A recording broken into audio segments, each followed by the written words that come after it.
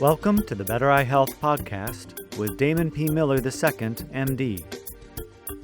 This particular podcast is an excerpt from the weekly conference calls. Dr. Miller focuses on different topics connected to the Better Eye Health program.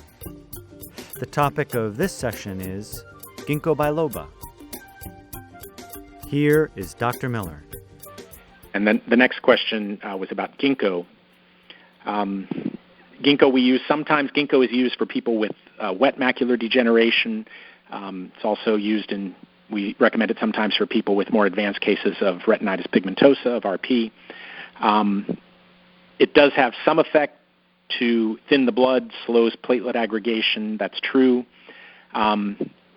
It does more, really, to open up the circulation in the central nervous system. So there's a little bit of increase in the central nervous system, to the extent that some products actually add a little bit of ginkgo.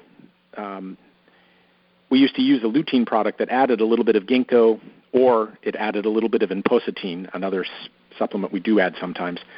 The reason it would add those is that it would get more of that substance into the brain and the eye by opening the circulation to the brain. So that's really the more dramatic effect that ginkgo does, and when we use it, that's why we use it.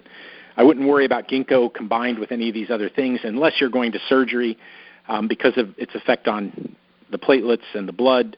You would want to discontinue a product like the vitamins or the ginkgo or things like that for a few days before a surgery, and your surgeon would certainly instruct you to do that. Tune in for more podcasts and other presentations.